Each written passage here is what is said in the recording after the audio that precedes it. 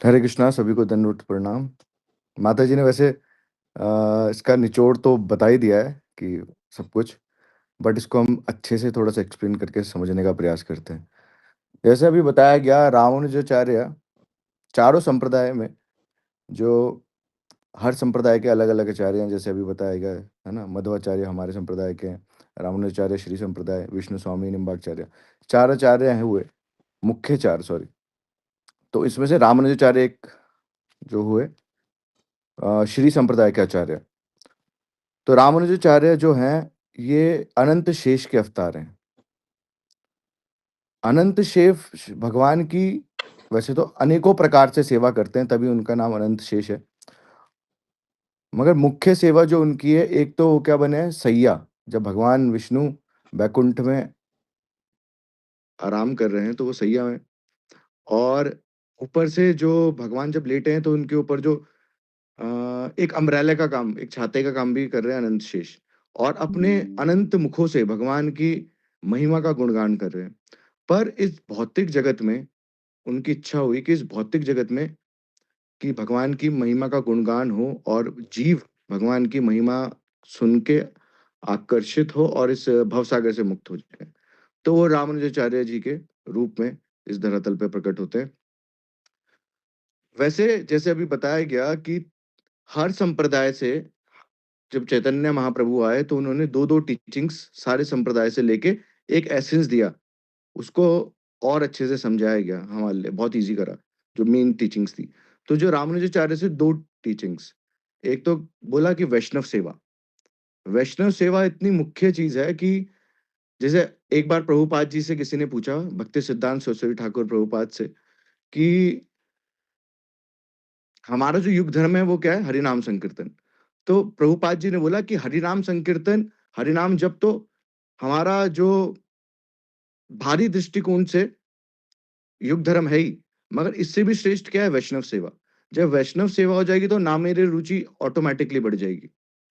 मतलब वैष्णव सेवा हम बोलते तो हैं, बट वैष्णव सेवा ही से ही सब कुछ होगा। वैष्णव सेवा के बिना कुछ हो ही नहीं सकता है। तो एक तो वैष्णव सेवा ली, और क्या दूसरी बताई? शुद्ध भक्ति। शुद्ध भक्ति क्या हुई अब ये? अब इसको ज़रा समझने का प्रयास करेंगे। देखिए, 3 प्रकार की भक्ति होती है। बोला, कर्म मिश्रित भक्ति, ज्ञान मिश्रित भक्ति और पराभक्ति।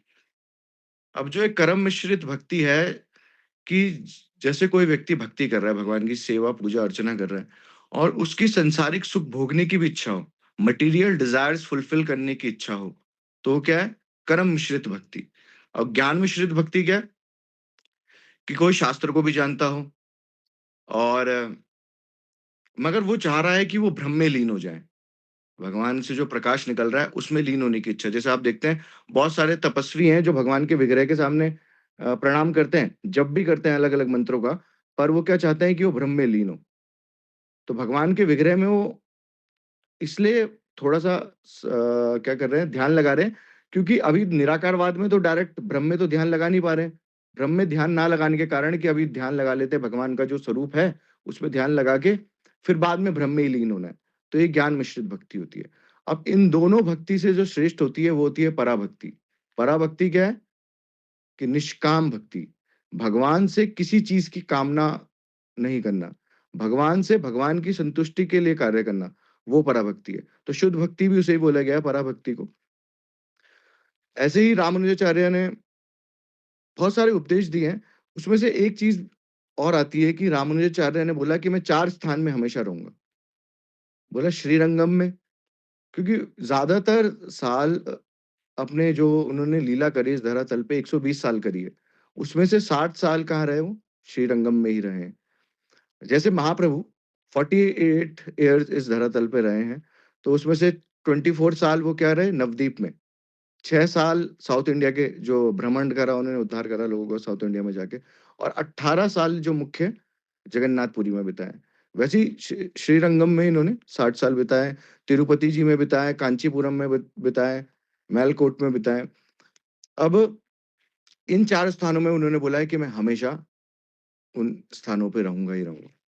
और जैसे अभी हमने सुना, उनके एक टीचर हुआ करते थे। यादव प्रकाश। यादव प्रकाश बहुत ब्रिलियंट थे अ,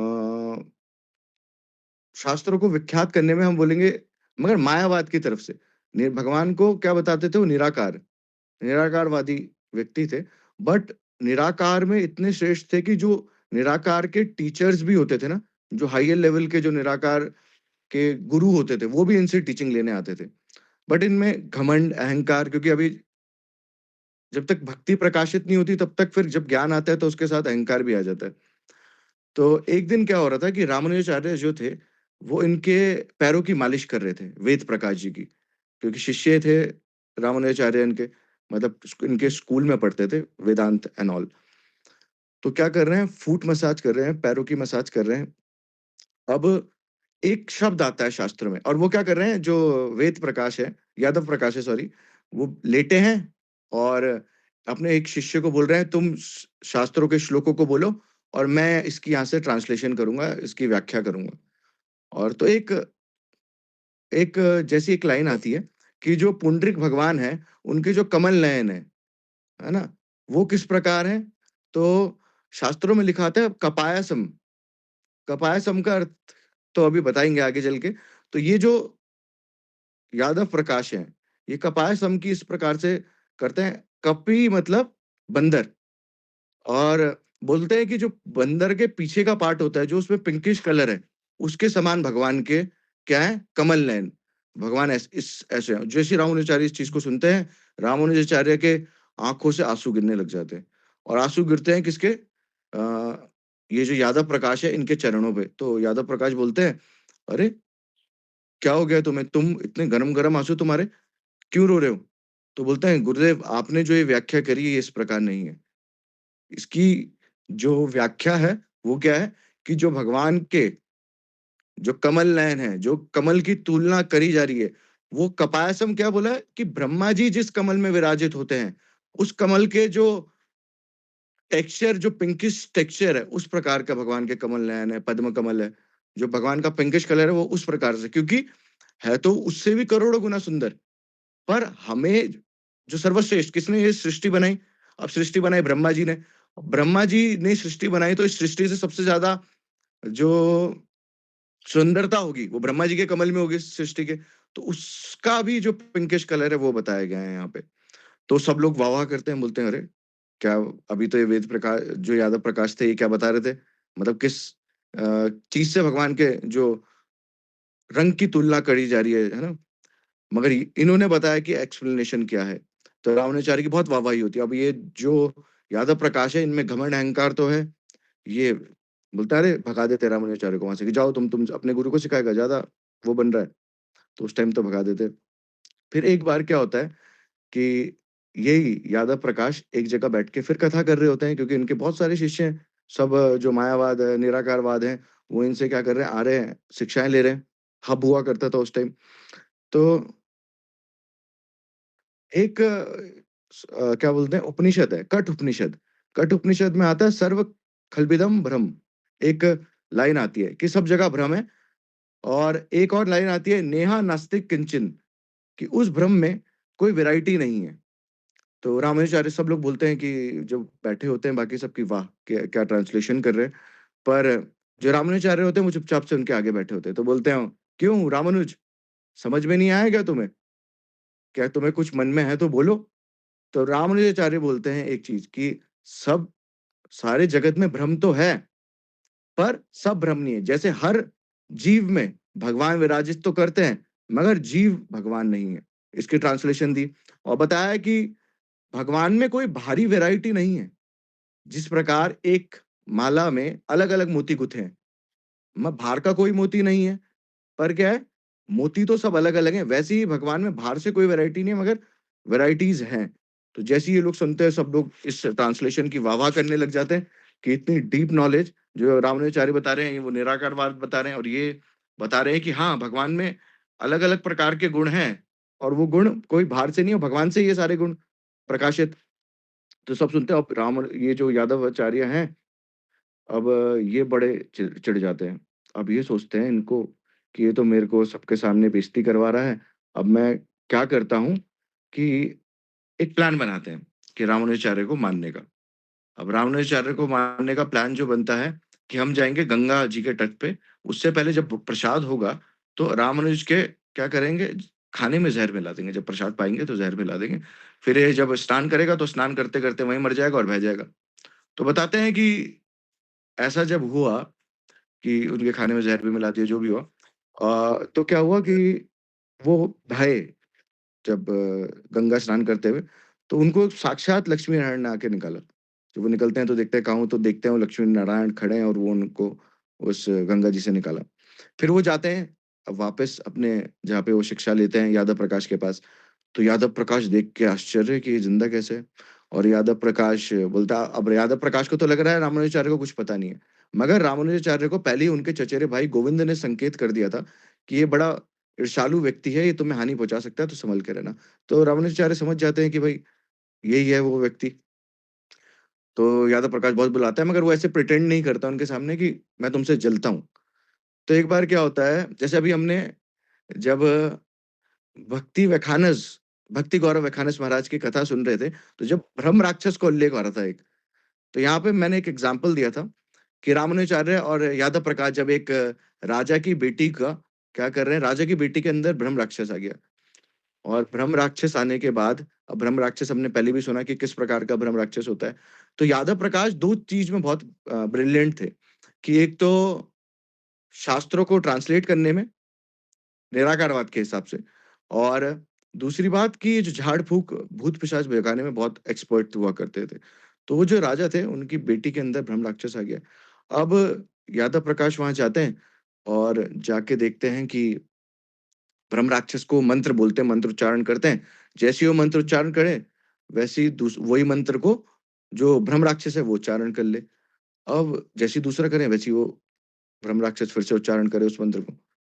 तो वो ब्रह्म राक्षस बोलता है, "यादव प्रकाश, तेरे बस की बात नहीं है। वो जो तेरा छोटा शिष्य है ना, रामानुज, उसको बुला, वो असली हरि भक्त है। उससे ही मैं इस लड़की का शरीर छोड़ के तरूँगा।" अब यादव प्रकाश अभी तो कमरे में अकेले है ब्रह्म राक्षस के साथ, मतलब उस कन्या के साथ। अब वो बाहर जाता है तो बोलता है, "अरे छोटा-मोटा वो राक्षस है, भूत है। इसको तो मेरा छोटा शिष्य ही रामानुज सँभाल लेगा। ज़रूरत नहीं है मेरी, मेरी ज़रूरत नहीं है।" तो सबको बोलते हो, तो रामानुज को बोलते हैं, "जा।" रामानुजाचार्य जी को बोलते हैं, "जा, तू सँभाल ले।" तो सब देखते हैं कि इतना छोटा-सा बालक है अभी ये, नई-नई अ, कुमार अवस्था में है। अब ये क्या करेगा कि ये कैसे भगा देगा ऐसे बड़े भूत को, जिसको अलग-अलग तांत्रिक आए, वो तो भगा नहीं पाए। ये कैसे भगाएगा? तो सब लोग इकट्ठा हो जाते हैं। जब इकट्ठा होते हैं तो ब्रह्म राक्षस बोलता है, "ये मत सोचना कि ये जो यादव प्रकाश है, ये बड़ा श्रेष्ठ ब्राह्मण है, कि ये इसका शिष्य ही मुझे भगा देगा। इसके बस का कुछ नहीं है, मगर ये रामानुज है, ये एकमात्र हरि भक्त है। इसके चरणों के अमृत से मैं इस भवसागर से तर जाऊँगा, इस योनि से तर जाऊँगा।" तो बताया जाती है कि जो भगवान के भक्त हैं, उनके चरणों की धूलि, उनके चरणों का जल किसी भी तरीके के पाप से, किसी भी तरीके की योनियों से मुक्त करने में सामर्थ्यवान रखता है। तो ऐसे ही सब देखते हैं तो रामानुजाचार्य की बड़ी वाह-वाह होने लगती है। अब वाह-वाह होने लगती है तो रामानुजाचार्य बहुत विख्यात होते हैं। अब ये जो यादव प्रकाश है, ये क्या करते हैं जलन के कारण कि ये तो भाई मेरे जो शिष्य हैं सब इसके प्रति आकर्षित हो जाएँगे, तो उनको वहाँ से निकाल देते हैं। जहाँ पे वो अपने संस्था से, तो वहाँ पे निकाल देते हैं। अब रामानुजाचार्य थोड़े बड़े होते हैं, रामानुजाचार्य की शादी होती है, तो उनकी वाइफ़ का नाम होता है रक्षाम्भा। रक्षाम्भा उनकी वाइफ़ हुआ करती है। तो अब इनके गुरु हुए कांचीपूर्ण। कांचीपूर्ण नाम के एक व्यक्ति थे जिनको ये गुरु रूप में स्वीकार करते थे और उनकी बड़ी सेवा, बहुत आदर करते थे। मगर जो ये कांचीपूर्ण थे, ये बहुत निम्न कुल के थे। तो इनकी जो वाइफ़ थी, वो ब्राह्मण थी रामानुजाचार्य जी की। तो ये जो कांचीपूर्ण थे, इनसे ऐसा करती थी, "अरे! ये तो नीच कुल का है।" तो इनसे थोड़ा घृणा भाव रखती थी कि हम तो श्रेष्ठतम कुल के हैं, नीच कुल का है। तो क्या ये गुरु, कैसे इन्होंने, मेरे पति ने इनको गुरु मान लिया। तो जो ये रामानुजाचार्य थे, ये भृतराज जी की सेवा करते थे। कांचीपुरम में विग्रह है भगवान विष्णु का, तो उनकी सेवा करा करते थे। तो रोज़ वो गंगा जी जाते थे, वहाँ से पानी भर के लाके फिर उनकी सेवा करना। तो एक दिन क्या करा, इन्होंने अपने गुरु को इनवाइट करा रामानुजाचार्य ने कि आप मेरे घर आना और घर आके प्रसाद पाना। मेरे घर पे ही आप, तो मुझे भी आपकी सेवा का मौका मिलेगा। तो कांचीपुरम जी आए।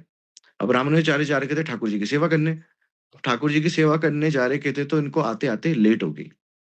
लेट होने के कारण अब इनकी वाइफ़ है, इनकी वाइफ़ ने उनको सर्व तो करा, खिलाया वगैरह, मगर जो इनका उच्छिष्ट बचा, उस उच्छिष्ट को इन्होंने क्या करा जाके फेंक दिया। अब और दूसरी बात कि जब जो ये कांचीपुन थे, इनकी भी वाइफ़ कुएँ से पानी भर रही है और रामानुजाचार्य की वाइफ़ जो रक्षाम्भा है, ये भी कुएँ से पानी भर रही है। तो कांचीपुन की जो वाइफ़ थी, वो पानी निकालते हुए रामानुजाचार्य जी की वाइफ़ के बाल्टी में थोड़ा-सा पानी गिर गया। तो उन्होंने हल्ला कर दिया, "अरे! ये निम्न कुल के लोगों ने हमारा पानी शुद्ध कर दिया, इनका" मतलब पहले तो ये हुआ करता था कि छू भी नहीं सकते, है ना? मगर ये बात जब कांचीपुन को बताई जा रही, तो कांचीपुन बड़े दुखी हुए और रामानुजाचार्य तक भी ये बात पहुँची क्योंकि और लोग भी थे, तो रामानुजाचार्य बहुत दुखी हुए। देखिए, जभी भी जिन्होंने भी सन्यास लिया ना, उनकी वाइफ़ बड़ी टेढ़ी-मेढ़ी रही। ये चाहे हम इस्कॉन के फाउंडर देखें, इसी भक्तिवेदांत स्वामी महाराज, उनकी भी देख लें, टी और मी वाला संदर्भ आ जाता है। मगर जिन वो लोग ने मतलब जिनका ज़्यादा प्रेम है वाइफ़ के प्रति, तो उनका सन्यास लेने का बड़ा मुश्किल वो रहता है। मगर जिन लोगों की भी वाइफ़ टेढ़ी-मेढ़ी रही, हम देखते हैं, तो उनका भगवान ने अलग ही प्लानिंग कर दी। भगवान ने अलग ही कृपा कर रखी थी उन लोगों पे कि वो आगे चल के हम देखते हैं कि अरे! भक्तों के जीवन में ऐसा क्यों हो रहा है? मगर भगवान की जो प्लानिंग रहती है, वो बड़ी रोमांचक रहती है। तो फिर क्या हुआ, एक दिन रामानुजाचार्य जी को ये पता चला कि उन्होंने मेरे गुरु का हाँ, जो उचिष्ट था, वो फेंक दिया। बोला कैसी स्त्री है, ये ऐसा करती है। तो एक दिन एक भिक्षुक ब्राह्मण रामानुजाचार्य के घर में कुछ खाना प्रसाद के लिए माँगने गया होगा। अब रामानुजाचार्य तो बाहर थे, तो उनकी वाइफ़ ने उनको डाँट वगैरह करके डाँट के भगा दिया। अब वो ब्राह्मण वापस आ रहा था, भिक्षुक ब्राह्मण, तो रामानुजाचार्य मिले। अरे! तो रामानुजाचार्य बोलते हैं, "अरे! इतना दुखी क्यों?" तो बोलते हैं कि, "अरे! तुम्हारी बीवी इतनी कटाक्ष शब्द बोलती है, उन्होंने मुझे इतना खड़ी-खोटी, एक तो कुछ खिलाया भी नहीं, कुछ भिक्षा भी नहीं दी और इतना सुना के मुझे वहाँ से भगा दिया।" तो रामानुजाचार्य क्या करते हैं, रामानुजाचार्य बोलते हैं, "अच्छा, तुम एक काम करो, मैं तुम्हें एक पत्र लिख के दे रहा हूँ, ये पत्र ले जाओ और मेरी धर्मपत्नी को दे दो।" उस पत्र में वो अपने ससुर की तरफ से लिखते हैं। रामानुजाचार्य लिखते हैं कि, "अरे बेटी, मेरे घर में तुम्हारी छोटी बहन की शादी हो रही है और घर में रौनक बढ़ाने के लिए तुम अति शीघ्र घर आ जाओ।" तो रामानुजाचार्य अपने ससुर के बिहाफ़ पे लिख रहे हैं, अपनी वाइफ़ के लिए लेटर। तो क्या करते हैं रामानुजाचार्य, बोलते हैं भिक्षुक को, "जाओ तुम ये पत्र दो और इसके बदले वो तुम्हें पक्का खिलाएगी।" कि उसके क्योंकि लाभ की बात है। तो वो जाता है भिक्षुक, बोलता है कि, "आपके पिताजी का पत्र आया है, मगर मैं चाहता हूँ कि आप मेरे इसके बदले कुछ खिलाओ।" बोलती है कि, "खिलाऊँगी तब तुम्हें, जब इसमें कुछ अच्छी खबर होगी, वरना नहीं खिलाऊँगी।" तो बोलता है, "अच्छा ठीक है, ठीक है।" तो वो पढ़ती है, वो बड़ा खुश होती है, बड़ा दान-दक्षिणा करती है और वो निकल जाती है अपने घर की तरफ। अब वो जो अपने घर की तरफ निकल गई है, अब क्या है, ये वृद्धराज जी की सेवा करते हैं रामानुजाचार्य, तो जैसे हमने सुना है।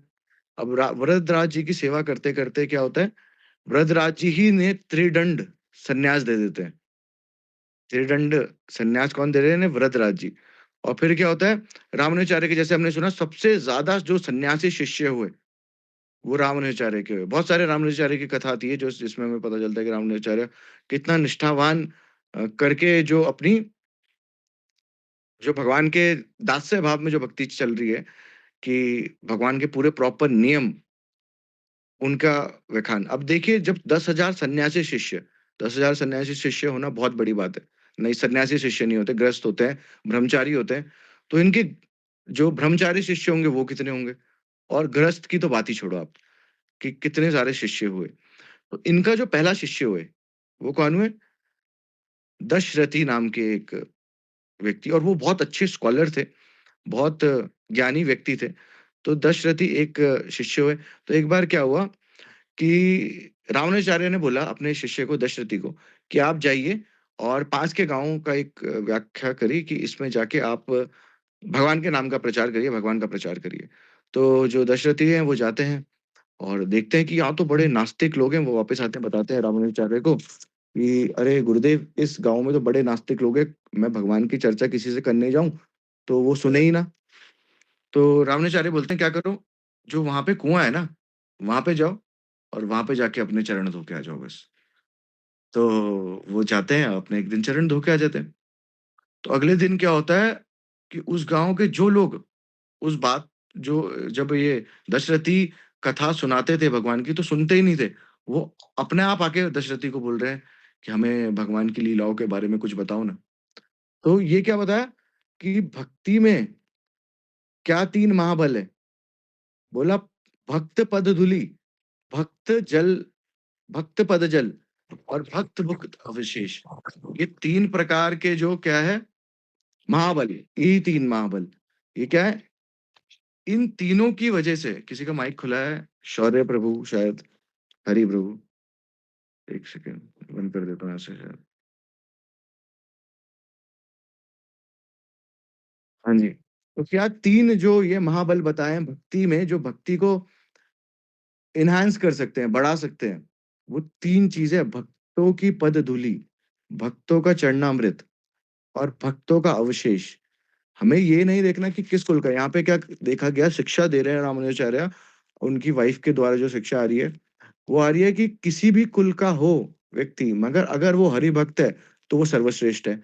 और दूसरी बात जो भक्तों का अवशेष है, उसके लिए क्या है कि अगर जो किसी गुरु अब कान ये जो रामानुजाचार्य हैं वो गुरु रूप में स्वीकार कर रखा था इन्हें, कांचीपुरम को। अगर गुरु का अपमान हो तो फिर वहाँ स्त्री के साथ रहना जायज़ नहीं है। स्त्री को वैसे छोड़ा नहीं जा सकता मगर जब भगवान की बातें हैं, गुरु की बातें हैं, वहाँ पे छोड़ा जा सकता है। अब बहुत सारे लोग बोलेंगे कि अरे इतने बड़े क्या हुए आचार्य हुए और आचार्य होने के बाद इन्होंने अपनी वाइफ़ को झूठ बोल के भगा दिया और फिर भगवान से त्रिदंड संन्यास ले लिया।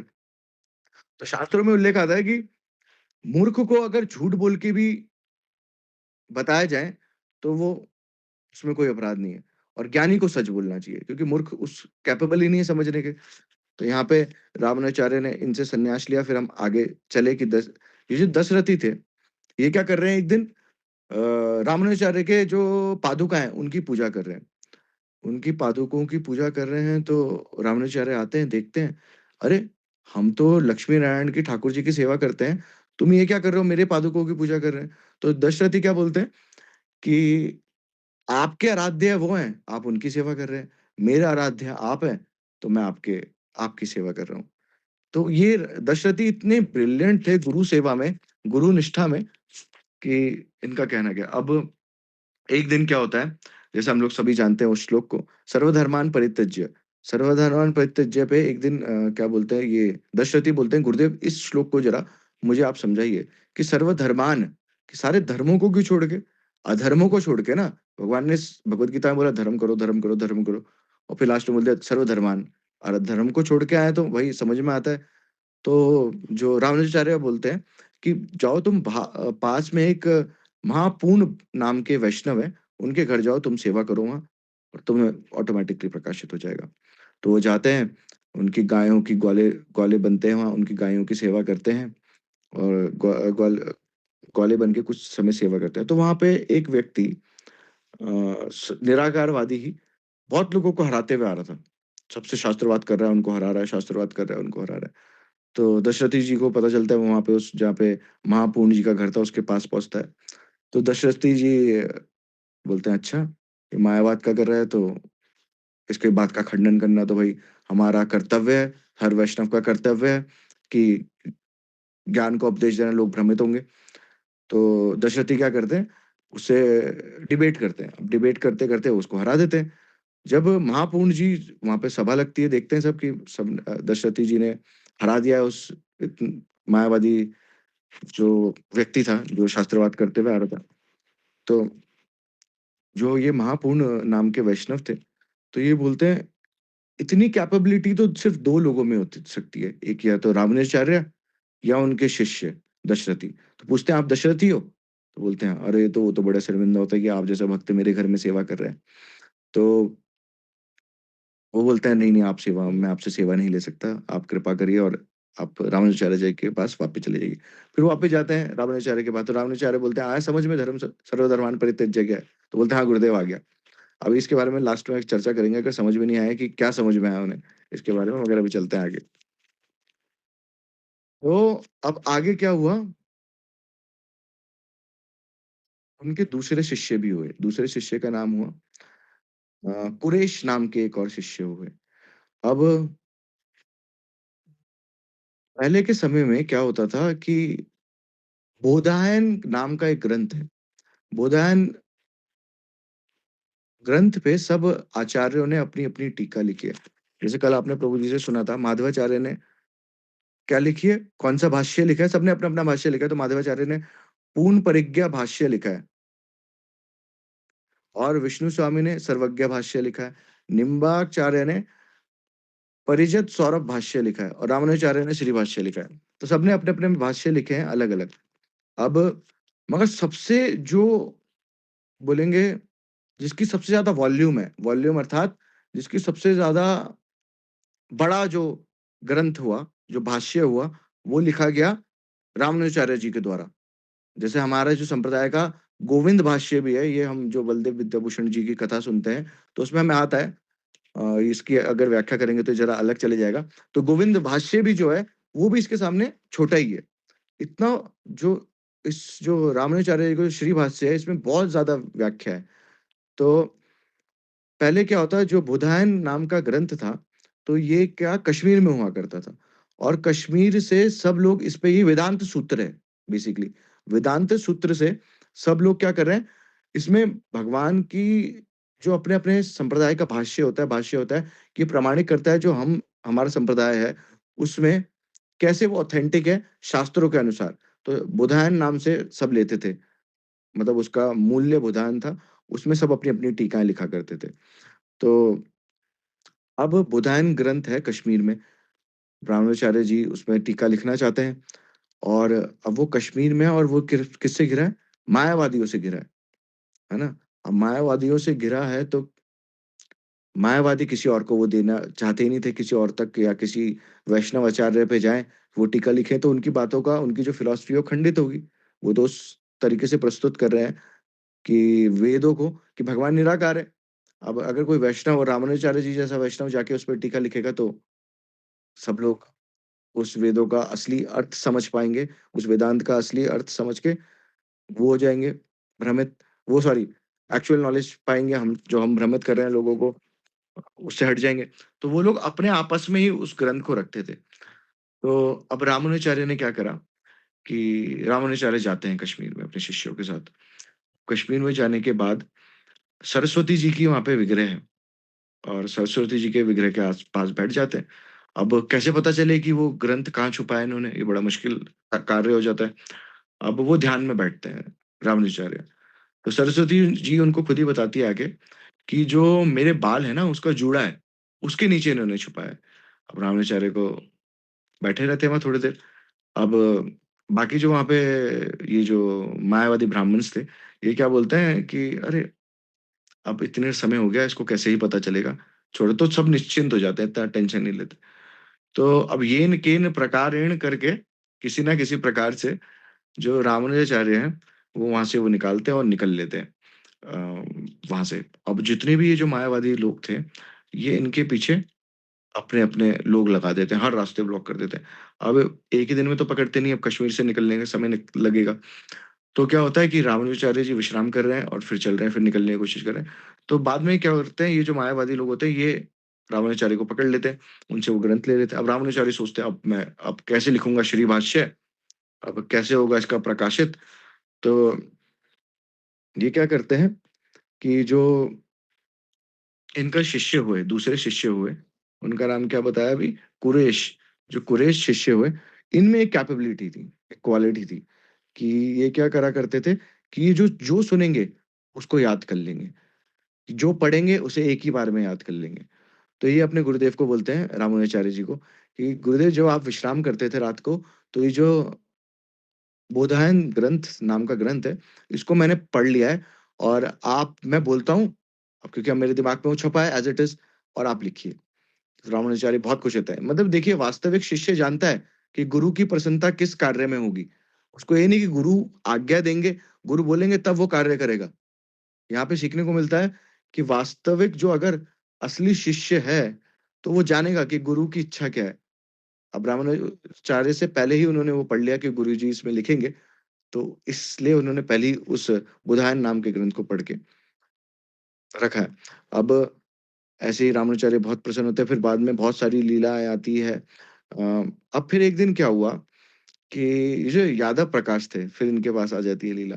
इनकी माताजी बोलती है कि इतने श्रेष्ठ रामानुजाचार्य हैं और तू इतना परेशान रहता है, अगर तुझे शांति चाहिए ना, भगवान के जो आनंद चाहिए, तो तुझे रामानुज से दीक्षा लेनी चाहिए। वो बोलता है, "अरे माँ कैसी बात कर रहे हो? वो कल का लड़का मेरे अंडर पढ़ के गया, मैंने उसको सब कुछ सिखाया बेसिक नॉलेज, अब मैं उसके जाके लूँ।" अब रामानुजाचार्य क्या है समझो 22, 23, 24 साल के हैं और वो व्यक्ति 80 साल का है, यादव प्रकाश और जैसे पहले बताया गया इस अहंकार भी है कि जो जितने भी मायावादी टीचर हैं शास्त्र मुझसे सीखने आ रहे। तो बोलता है, "अरे! मैं जाऊँगा क्या रामानुज के अंडर दीक्षा लेने, कैसी बात कर रही हो माँ तुम?" मगर देखिए अब इसने बोल तो दिया, अब ये क्या करें कि लेक्चर करें और लेक्चर में बीच-बीच में अटक जाएँ, मतलब रुक जाएँ, सोचने लग जाएँ। उसके शिष्य बोले, "अरे गुरुदेव बताओ।" मगर वो रामानुजाचार्य जी के बारे में सोचने से रुक ही नहीं रहा है। फिर एक दिन क्या हुआ कि कांचीपुर जो ब्राह्मण थे, जो रामानुजाचार्य ने जिन्हें गुरु रूप में स्वीकार कर रखा था, तो उन्होंने क्या करा कि एक दिन रामानुजाचार्य जी के बारे में वो बड़ा सौंदर्य से व्याख्यान कर रहे हैं, है ना? उनके गुणों के बारे में। तो जब ये यादव प्रकाश सुनता है तो इनके हृदय में भी बोलता है, अरे! रामानुजाचार्य में बात तो है कि ये जो ब्राह्मण है कांचीपुर, ये भी बड़ा उनके बारे में गुणगान कर रहे हैं। तो वो ना चाहते हुए भी अशांत मन अब मन तो नहीं कर रहा है कि कैसे जाऊँ, अहंकार आ रहा है बीच में। मगर वो रामानुजाचार्य के पास जाते हैं। तो रामानुजाचार्य बड़ा सम्मान करते हैं उनका, उनको आसन देते हैं, बिठाते हैं। बोलते हैं कि बताइए कि क्या सेवा कर सकता हूँ? तो वो बोलते हैं कि मैंने सुना है तुम्हारे बारे में कि तुम बड़े अब बहुत सिद्ध हो गए हो और बहुत ज्ञान आ गया है, बहुत भाष्य लिख दिए हैं तुमने, तो कुछ मुझे भी सुनाओ। तो वो बोलते हैं कि मेरा आपको ये जो शिष्य है, कुरेश, यही सुनाएगा, मैं क्या सुनाऊँ गुरुदेव, मेरी तो इतनी क्षमता नहीं। तो वो जब एक के बाद ये बुधायन ग्रंथ के अब आपको पता ही है और फिर साथ में रामानुजाचार्य जी की टीकाएँ भी, जो श्री भाष्य है उसकी टीकाएँ भी, वो जब सुनाते हैं तो ये बड़े आकर्षित हो जाते हैं यादव प्रकाश और ये क्या करते हैं, रामानुजाचार्य जी के अंडर ही ये दीक्षा ले लेते हैं। ये 80 साल के हैं, रामानुजाचार्य 24 साल के हैं। हमारे अंदर ये अहंकार आता है, अरे! ये बच्चा शिक्षा देगा क्या? हमारे बाल बुढ़ापे में सफ़ेद हो गए हैं, ये बच्चा क्या शिक्षा देगा? और ये ज्ञान देगा हमें, हमें सिखाएगा भगवान क्या होता है। बहुत सारे फील्ड में हम प्रचार में जाते हैं और बहुत सारे यूथ से जब मिलते हैं और जो यूथ भक्ति कर रहे हैं, तो बहुत सारे यूथ बोलते हैं कि जब हम अपने घर में या किसी अपने बड़ों को प्रचार करते हैं, तो बहुत सारे लोग बोलते हैं, "अरे! हमें सिखाओगे तुम कि भगवान क्या होता है? हमारे बाल जो हैं धूप में सफ़ेद नहीं हुए। ये कल का बच्चा आके हमें सिखाएगा कि भगवान क्या होता है।" तो यहाँ पे ये शिक्षा भी मिल रही है कि उम्र का फ़र्क नहीं पड़ता। जहाँ पे शिक्षा है वही, क्योंकि आत्मा तो बोला ममेव वांशो जीव लोका जीव भूता सनातना कि आत्मा का तो कोई जब से भगवान है तब से आत्मा है। तो आत्मा की शरीर की उम्र हो रही है बस। तो यहाँ पे फिर क्या होता है जो ये यादव प्रकाश हैं, इनका नाम पड़ता है गोविंदाचार्य। गोविंदाचार्य के नाम से विख्यात होते हैं। बाद में ये बहुत सारी वैष्णव संप्रदाय में क्योंकि देखिए ये अब मायावादी थे, बहुत सारे इनके शिष्य भी थे और जब ये रामानुजाचार्य के अंडर हुए, तो बहुत सारे जो इनको फॉलोअर्स थे, वो भी रामानुजाचार्य जी के अंडर हुए। बाकी इन्होंने बहुत ग्रंथ लिखे इन्होंने जिन्हें भक्ति में आगे बढ़ने के लोगों की मदद के लिए बहुत सहयोग भी करा, बाद में जब ये रामानुजाचार्य जी के अंडर आ गए और फिर ऐसे ही हमने सुना कि और माताजी ने भी बताया अभी उनके जो दूसरे गुरु हुए, वो कौन हुए।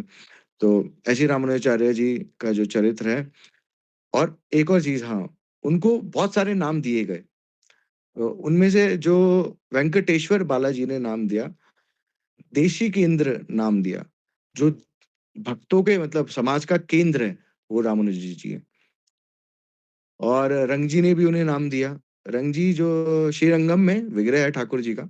बहुत सारे लोग हमारे साथ गए हैं, बहुत सारी क्लास में जो अभी लोग हैं, वो उन्होंने रंग जी देखा है और रामानुजाचार्य जी का विग्रह भी देखा है। बहुत बड़ा विग्रह है श्रीरंगम जी में सॉरी और सरस्वती माता जी ने उनको नाम दिया श्री भाष्यकार, है ना? वरदराज जी जिन्होंने इनको त्रिदंड संन्यास दिया, जो ठाकुर जी का विग्रह है, उन्होंने क्या दिया इनको नाम यतिराज, है ना? और रंग जी का ने जो नाम दिया अभय विभूतिपति, ये नाम दिया गया। अब ये जो रामानुजाचार्य जी हैं, ये रहते थे वृद्धराज जी की सेवा में। ज हमने सुना कि गंगा जी से जल लाते थे और फिर उनकी सेवा करते थे। मगर रंग जी की इच्छा हुई, रंगनाथ जी की, कि ये मेरे वहाँ आएँ, रंग जी में रहें आके। तो क्या करा इन्होंने, रंग जी ने, अब वृद्धराज जी को भी बहुत प्रिय थे रामानुजाचार्य, तो ये रंग जी बोल रहे हैं वृद्धराज जी को, यहाँ पे संदर्भ आता है कि, "अरे! ये रामानुजाचार्य को आप मेरे पास भेजो, कि मैं चाहता हूँ कि ये मेरे पास रहें।" अब अपने भक्त को कैसे छोड़ें, वृद्धराज जी भेजे कैसे? तो रंग जी क्या करते हैं, रंग जी अपने एक ब्राह्मण को वो नृत्य सिखाते हैं। रंग जी नृत्य करने में बहुत फ़ेमस है। मतलब जो भगवान राम जी की एक भजन आता है ना, ठुमक ठुमक चले रामचंद्र, तो जो रामचंद्र जी को भी ठुमक ठुमक चलना सिखाया, किसने सिखाया? वो रंग जी ने सिखाया।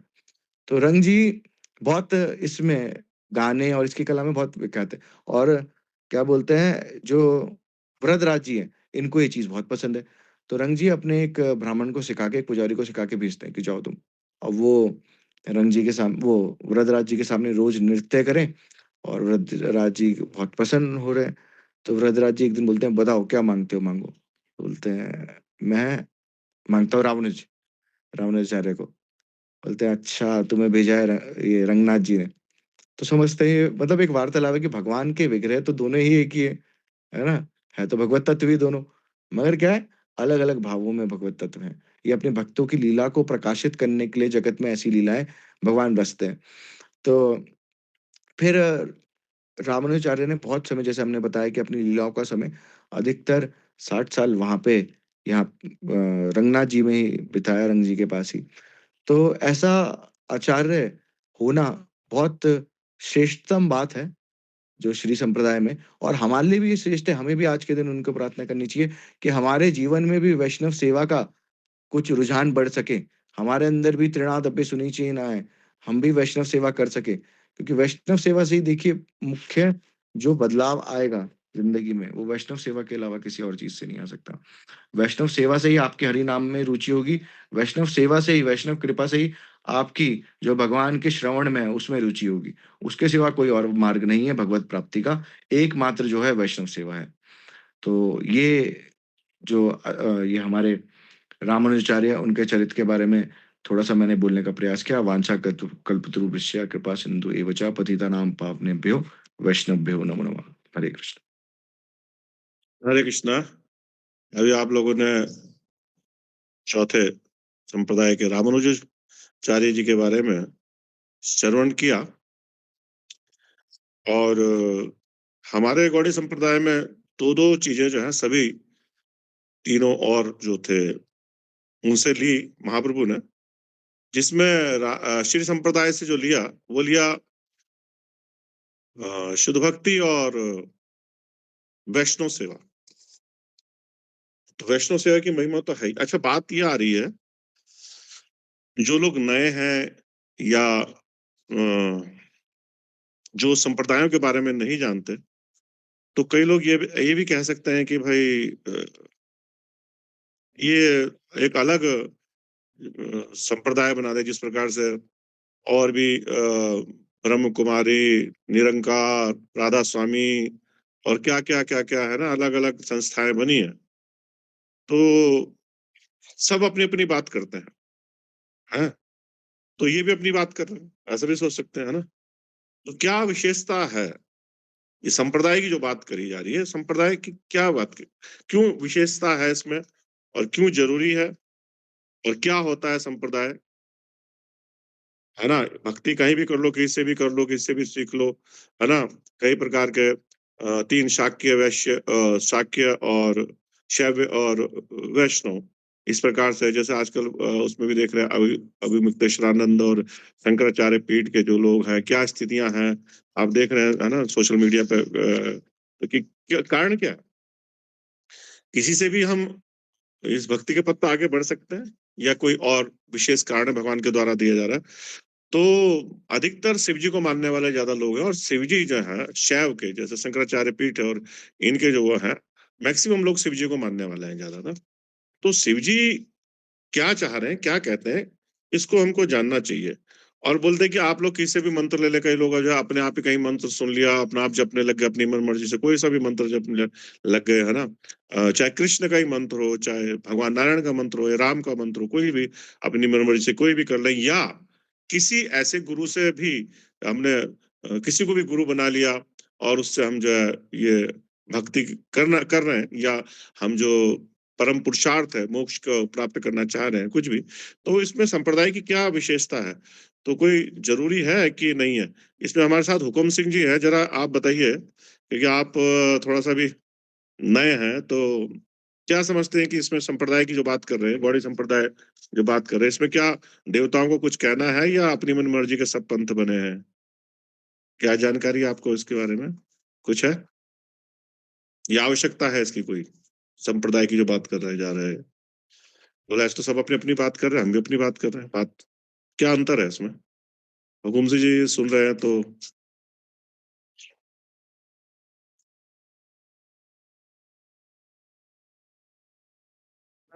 हरे कृष्ण प्रभु, धन्य प्रणाम प्रभु जी। वो कह रहे हैं कि दोबारा बता दीजिए क्वेश्चन। क्वेश्चन ये है कि हम 4 संप्रदायों के आचार्य, अभी कल जो है माधवाचार्य जी के बारे में सुना, और 4 संप्रदाय हमने बोला कि वैष्णव संप्रदाय 4 हैं। तो जैसे आपसे मैंने सुना था कि आप बोलते हैं कि भाई, लोग बोलते हैं ऐसी जैसे अलग-अलग जो है लोगों ने अपनी-अपनी संस्थाएँ बना दी हैं। ये भी कोई अपनी संस्था अपना मन-मर्जी, हम वैष्णव संप्रदाय की बात क्यों कर रहे हैं? वैष्णव संप्रदाय क्या होता है?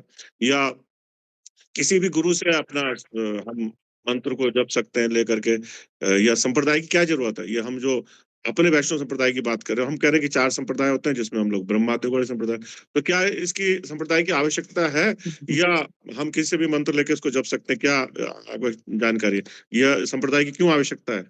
या अपनी मनमर्जी के हैं सब, जैसे और हैं वैसे हम भी हैं, इसमें अंतर क्या है?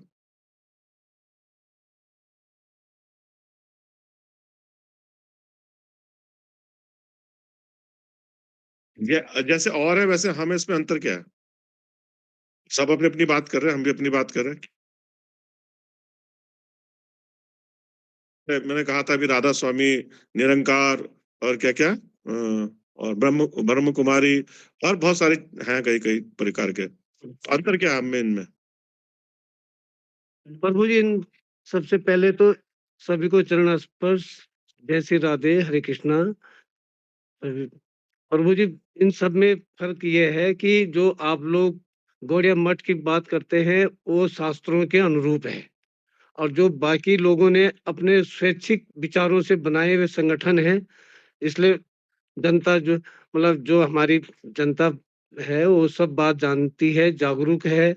जो जागरूक हैं, वो सही रास्ते को चुनेंगे, गौड़िया मठ है या जो भी शास्त्रों के अनुरूप हो रहा है, उसको चुनेंगे। और जो लोग अभी अनजान हैं, तो वो किसी के भी बहकावे में आके किसी भी संगठन से मतलब जुड़ जाते हैं। तो वो हमें सोचना है कि कौन-सा शास्त्रों के अनुरूप कार्य कर रहे हैं, और क्या त्याग है, क्या मेहनत है, और बाकी जो शास्त्रों की बात करते हैं, उनका आचरण, व्यवहार, ज्ञान देख के ही सब लोग जुड़ते हैं।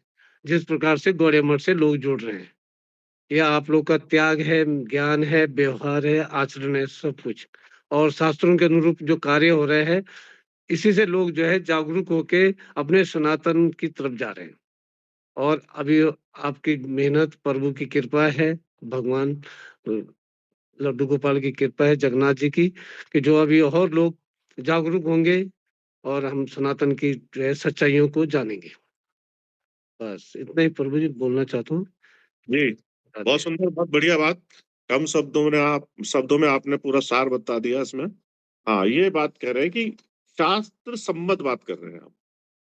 और जो कई प्रकार की बातें देखो, अभी पद्म पुराण में शिव जी जो है पार्वती जी से क्या बोल रहे हैं?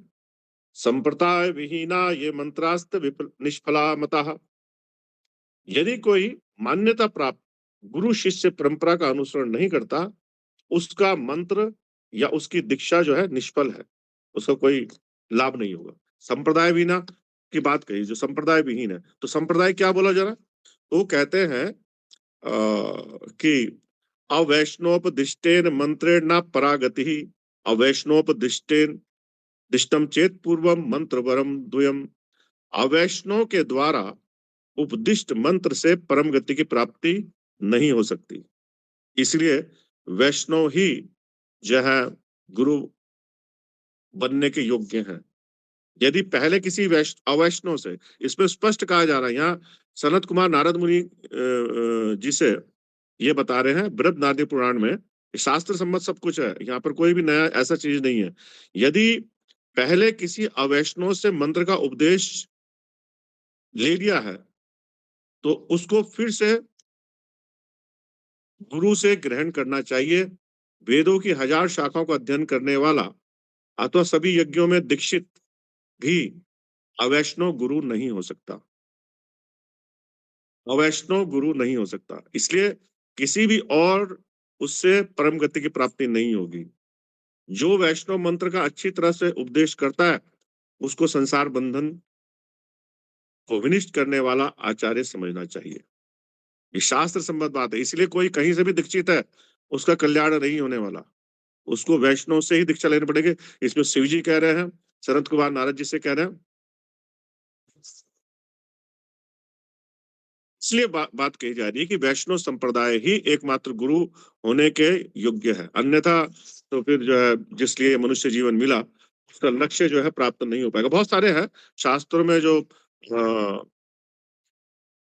चाहे वो शिव जी और पार्वती संवाद हो, चाहे नारद मुनि और शरद कुमार जी का संवाद हो, चाहे वो ब्रह्मा जी का नारद जी संवाद हो, ये बहुत सारे लोग है, गणेश जी, दुर्गा जी, सभी लोगों के संवाद है जो शास्त्रों में इसको वर्णित किया गया है कि वो क्या कह रहे हैं। इसलिए संप्रदाय विहीन ये मंत्रास्त्र विफला, है ना। तो जो संप्रदाय विहीन, उससे आप किसी भी मंत्र को जप करता है बिना किसी वैष्णव गुरु के अनुगत्य में आए, उसका कुछ लाभ प्राप्त होने वाला नहीं है। बात ये कही जा रही है।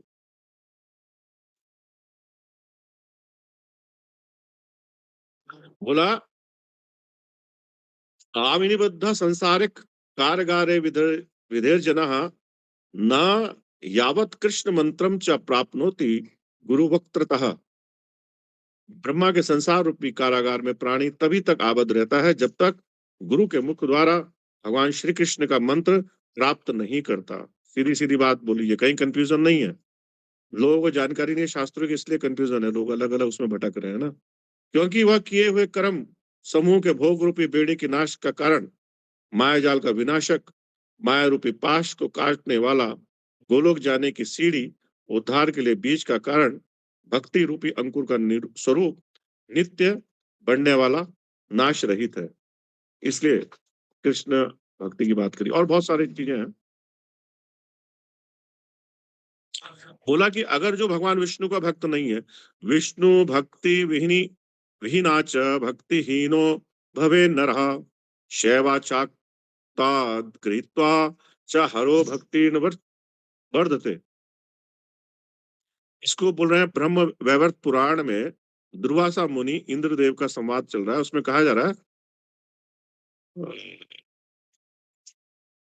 विष्णु भक्तिहीन पुरुष से मंत्र ग्रहण करने पर मनुष्य भक्तिहीन होता है और शैव एवं शाक्त द्वारा विष्णु मंत्र ग्रहण पढ़ने पर भगवत भक्ति की वृद्धि नहीं हो पाती। अगर कोई शिव जी की पूजा आराधना कर रहा है, कोई दुर्गा जी की आराधना कर रहा है, कोई भी किसी भी और देवी देवता की आराधना कर रहा है और वो भगवान विष्णु का मंत्र देगा तो उससे जो है हरि भक्ति की हरि भक्ति की वृद्धि नहीं होगी, भगवत भक्ति की वृद्धि नहीं होगी।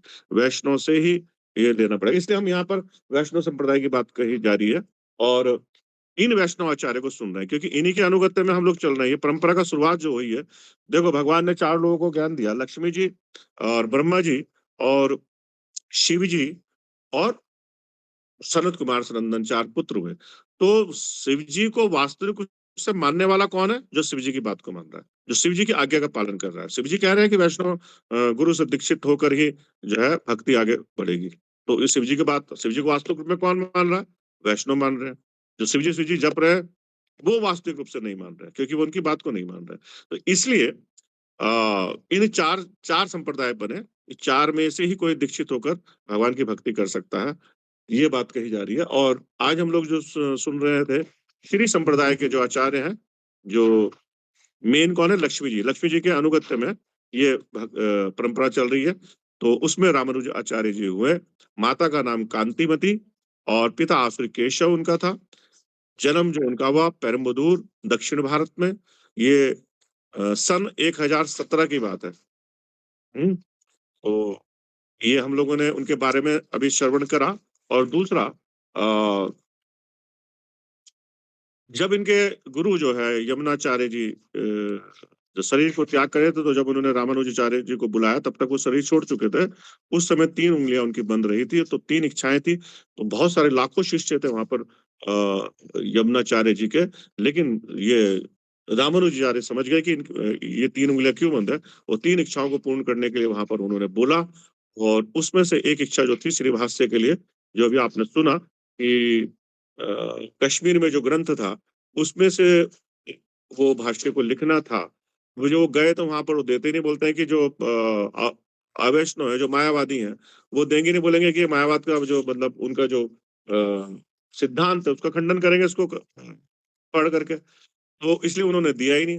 अब बाद में जब वो लेकर के चोरी आ गए, तो जब उन्हें पता चला तो 1 महीने बाद या कुछ, हाँ काफी टाइम लगा था उसमें, लगभग मुझे लगता है 1 महीना। 1 महीने बाद वो आ गए दोबारा, वही ब्राह्मण वहां से जो थे, वो उन्होंने उनको वापस ले लिया।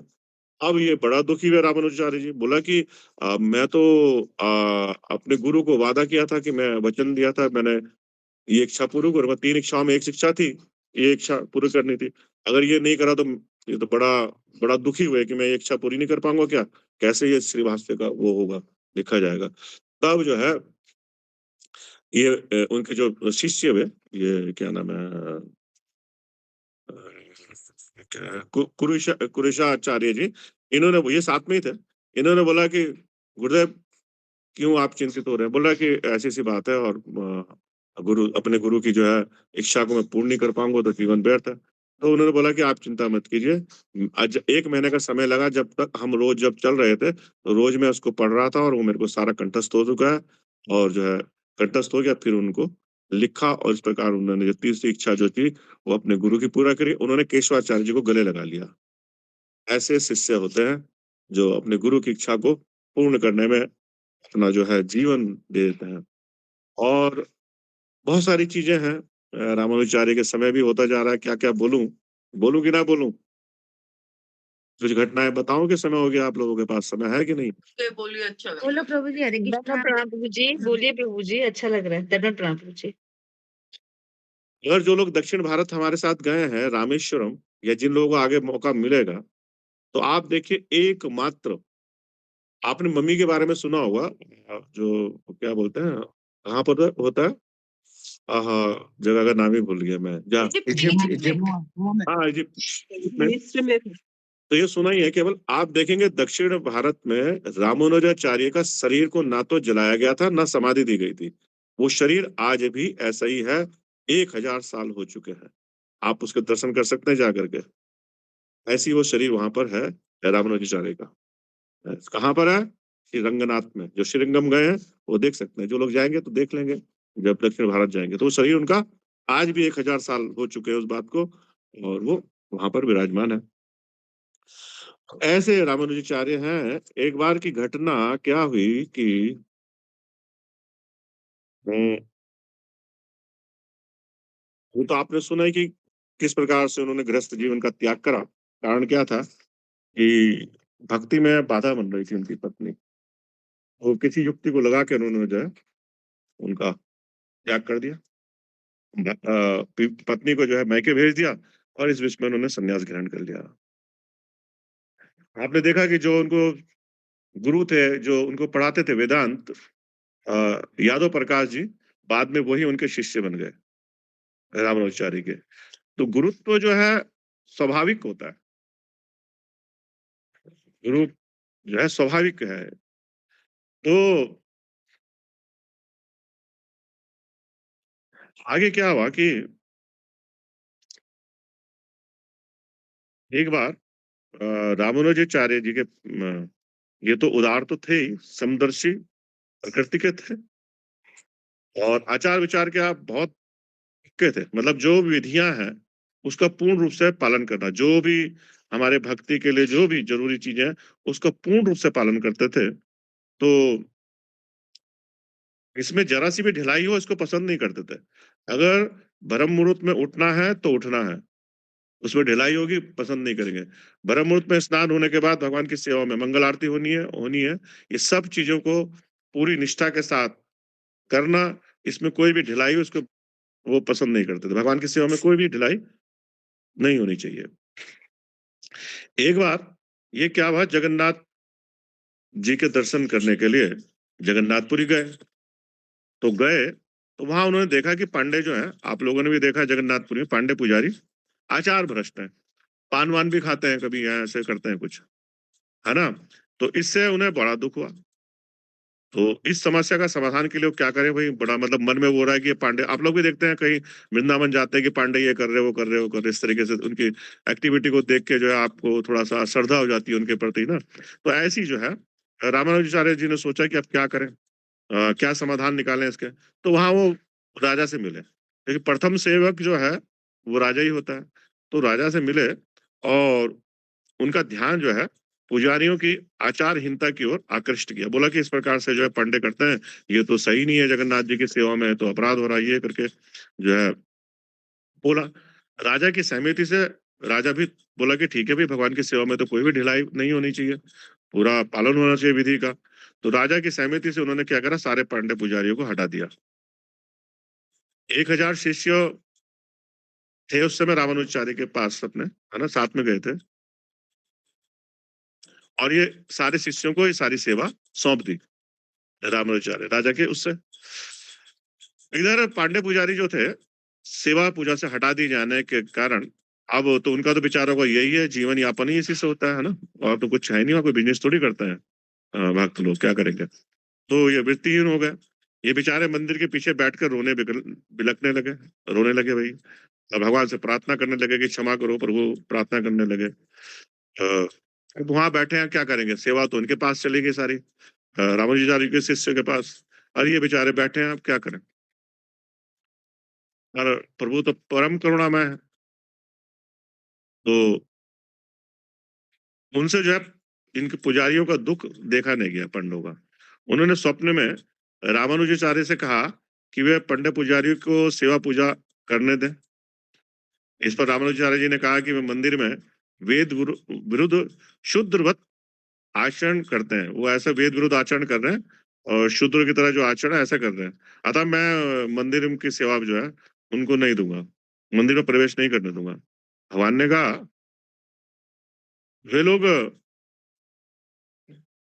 जब मेरे सम्मुख ताली बजाकर नृत्य करते हैं और आ,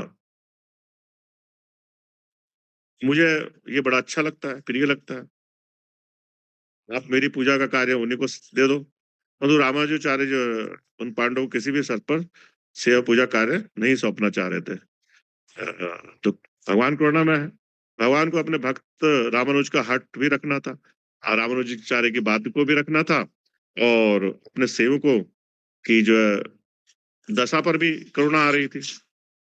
तो क्या करें, तो भगवान क्या करते हैं, इन्होंने गरुड़ जी को बोला कि क्या करो तुम, गरुड़ जी को आज्ञा दी कि रामानुज जी को शिष्यों समेत श्री रंगनाथ धाम पहुंचा दो। गरुड़ जी ने प्रभु की आज्ञा अनुसार रात ही रात में, ये जब रात को सोए सभी जो है शिष्य और रामानुजाचार्य, रामाचार्य को शिष्य सहित रात में सोते सोते जगन्नाथपुरी से श्री रंगनाथ पहुंचा दिया। लगभग कितने किलोमीटर होगा मुझे याद नहीं है, 1000 तो होना ही चाहिए, लगभग 1000 1500 मेरे ख्याल से, शायद, पता नहीं। जगन्नाथपुरी से रंगनाथ, श्रीरंगम। और गरुड़ जी ने रातों रात पहुंचा दिया। सुबह जब उनकी आंख खुली तो देखा कहाँ है, वो रंग क्षेत्र में। बोला यहाँ कैसे आ गए दक्षिण भारत में। तो ये जगन्नाथ जी की कृपा, उन्होंने दोनों का ही मान रखा। इस प्रकार सुबह जो आश्चर्यमयी घटना को देखकर रामानुज जी प्रभु की भक्त वत्सलता का अनुभव करके गदगद हो गए, आंखों से अश्रु प्रभावित हो गए कि भगवान अपने जो है उनके लिए कितना जो है क्या क्या करते हैं, क्या क्या लीलाएं करते हैं। तो इस प्रकार जो है कई सारी लीला है रामानुजाचार्य के जीवन में।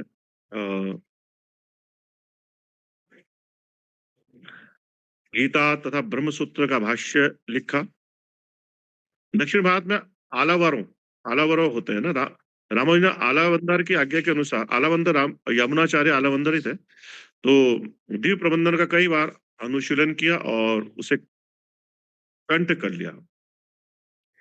बहुत सारे शिष्य में कई शत्रु भी हुए उनके, फिर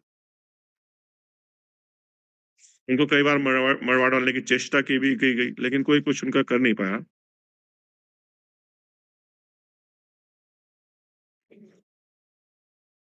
तो ये आप लोगों ने भी सुना ही था।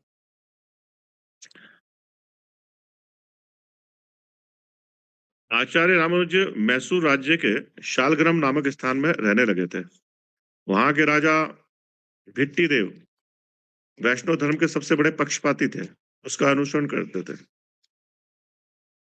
रामानुजाचार्य जी ने वहां 12 वर्ष रहकर वैष्णव धर्म की बड़ी सेवा की और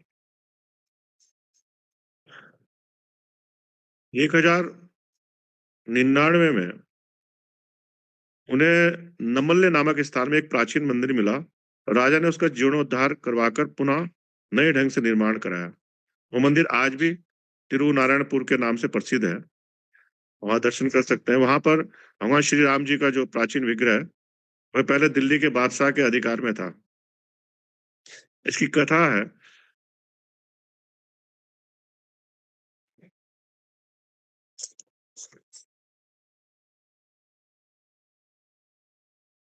कि ये जो विग्रह थे, ये कैसे आए वहां पर। तो ये पहले दिल्ली का जो बादशाह था मुसलमान, उनके पास थे। कैसे थे? बादशाह की लड़की उनको बड़ा प्राणों से भी बढ़कर मानती थी उन विग्रह को। अब छोटी थी, रामानुज अपनी योग शक्ति के द्वारा बादशाह की स्वीकृति पर उस विग्रह को वहां से लेकर के आए थे। कैसे लाए थे, इसकी घटना हुई क्या कि भगवान की अतिशय भक्त वत्सलता की ये कथा है।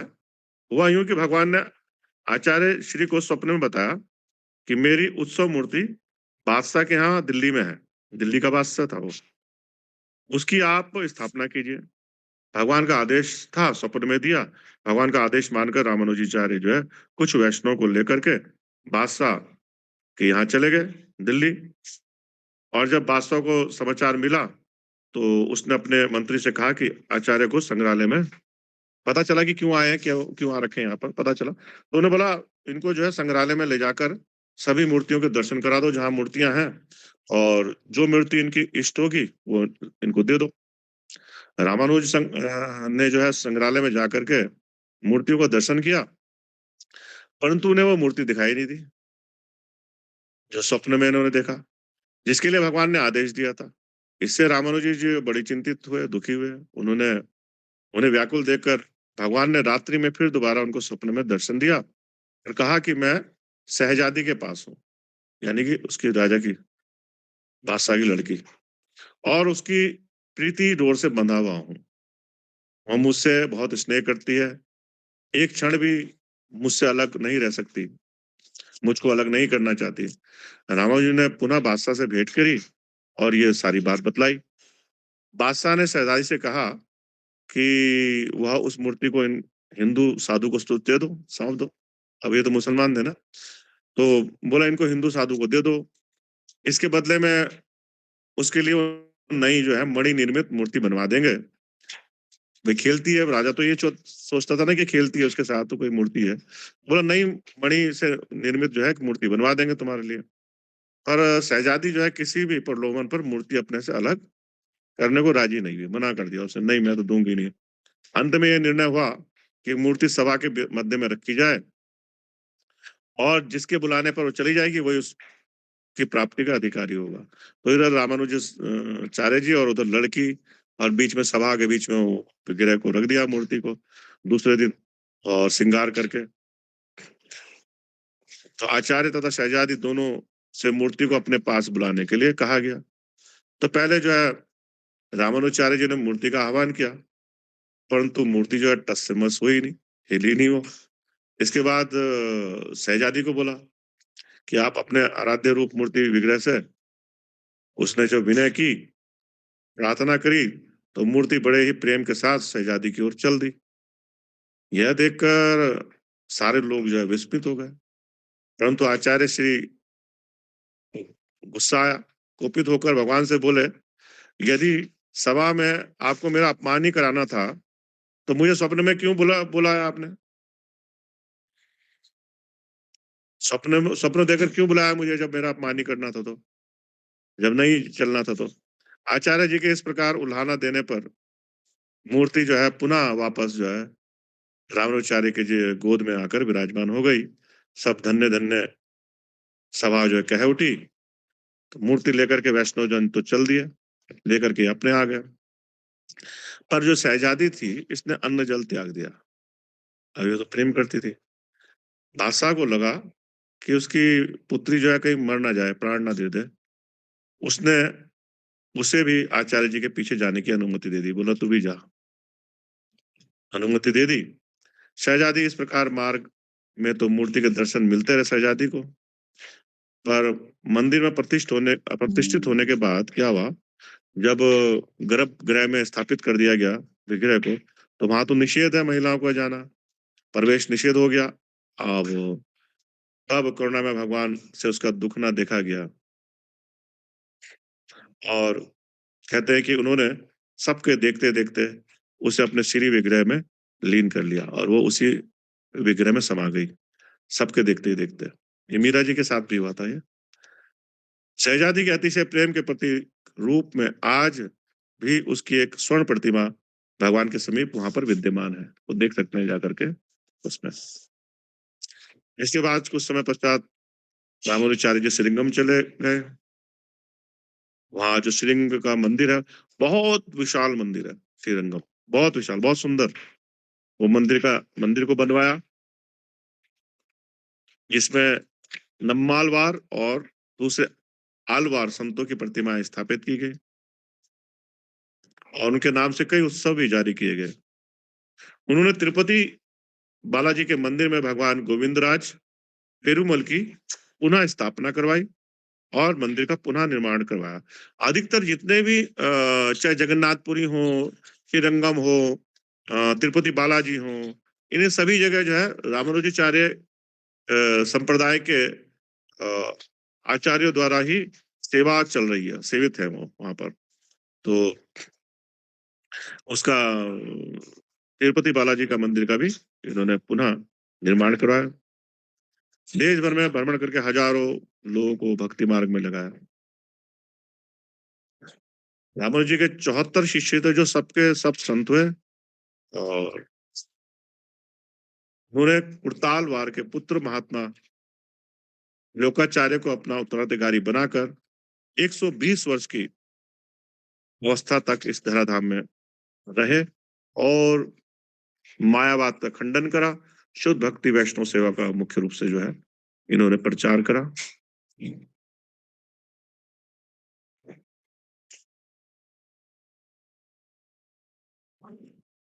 तो आज हम लोगों ने इनके बारे में संक्षेप में सुनने का प्रयास किया, और इस कार्य के लिए भगवान धर्म की स्थापना के लिए अपने निज लोगों को भेजते हैं यहाँ पर। बुद्धिमान लोग वो हैं, वही होंगे जो उनके इस कार्य को, जिस कार्य के लिए आए, उनकी आज्ञा को मान करके, उनके आदेशों को, उनके निर्देशों को पालन करें, तभी बुद्धिमानी होगी। कल हम लोग क्या था, गणतंत्र दिवस। गणतंत्र दिवस का मतलब क्या होता है, क्या हुआ था उस दिन, कौन बताएगा?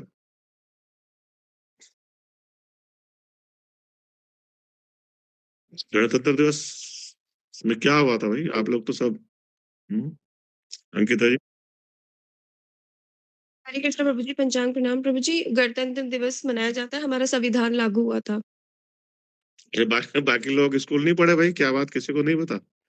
संविधान लागू होता है हमारा, भारत का संविधान लागू हुआ था 26 जनवरी को। यानी कि वो कानून, वो नियम जिसके कारण जो है यहाँ पर प्रजा सुव्यवस्थित तरीके से रह सके, और अब उस संविधान को, उस कानून को ना मानने से क्या बोलती है, सजा मिलती है। जो उस कानून को नहीं मानेगा उसको क्या होगा, दंड का अधिकारी होगा वो, ठीक है। या देशद्रोही होगा तो जो कानून को नहीं मानता। उसी प्रकार से इस कानून के लागू होने से पहले एक और कानून भी लागू हुआ था। जैसे भारत आजाद हुआ, नए भारत का निर्माण हुआ, तो उसके साथ उसके कानून बने जो 26 जनवरी को लागू हुए। उसी प्रकार से ये सृष्टि बनी, इस सृष्टि के बनने पर भी कुछ कानून बने और हम लोग इस कानून को पालन ना करने से अगर मर गए तो हो सकता है सजा ना मिले, है ना। मर गए तो किसको सजा देंगे। लेकिन जो सृष्टि बनने के समय कानून बना, संविधान बना, उसका ना पालन करने से मरने के बाद भी मुक्ति नहीं मिलेगी। जब तक उस सजा को भोगा नहीं जाएगा, तब तक उस दंड को नहीं भोगा जाएगा, तक जो है उससे मुक्ति नहीं मिलने वाली। शरीर छूटेगा, दूसरा शरीर मिलेगा, तब भी हमें नियम ना पालन करने का सजा मिलती रहेगी, तो भोगना पड़ेगा। वो कानून का पालन ना करने की वजह से जो दंड है उसका पाप हमको लगेगा और उस सजा को भुगते रहना पड़ेगा। तो इसलिए मुख्य जो है, अब कल तो हमने बहुत खुशियां मनाई, लोगों ने, है ना, झंडे लेके लेके घूमे ये वो, लेकिन अधिकतर लोग उस संविधान का भी उल्लंघन करते हैं।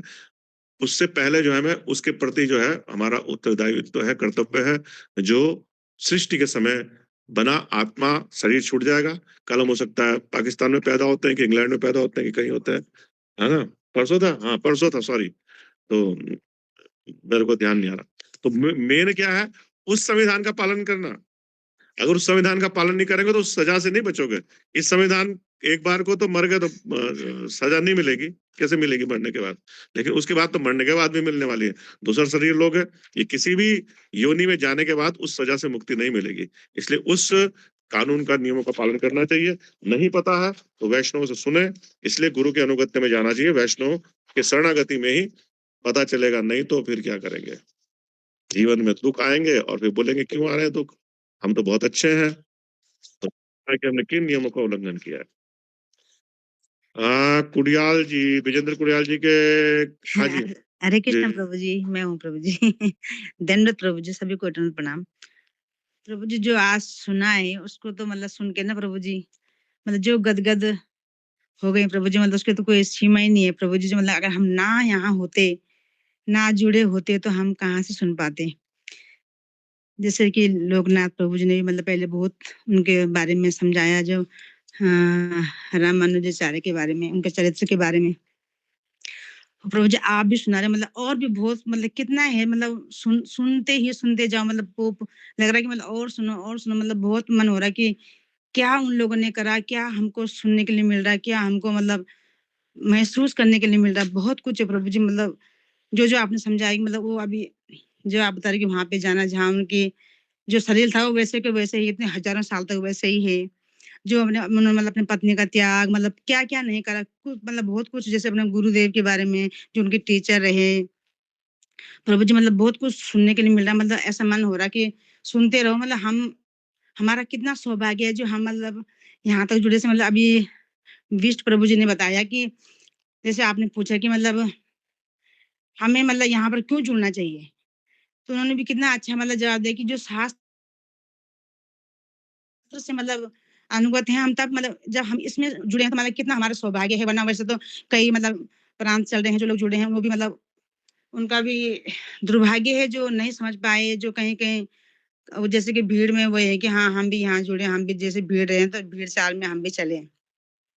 तो लेकिन प्रभु जी हम मतलब बहुत ही अपने को सौभाग्यशाली मानते हैं कि हम यहाँ पर जुड़े हैं, हम सुन पा रहे हैं, हम समझ पा रहे हैं, भगवान के बारे में हम जान पा रहे हैं, उस मार्ग को हम मतलब महसूस कर पा रहे हैं। बहुत मतलब प्रभु जी, मतलब कुछ कहने के लिए मतलब बहुत कुछ है, लेकिन शब्द नहीं है प्रभु जी। बहुत बहुत धन्यवाद प्रभु जी, और दंडवत प्रणाम, और बहुत बहुत भाग्यशाली हैं हम लोग जो हम यहाँ पर जुड़ पाए। हरे कृष्ण प्रभु जी, सभी को दंडवत प्रणाम प्रभु जी, दंडवत। बिल्कुल ठीक कहा आपने लक्ष्मी।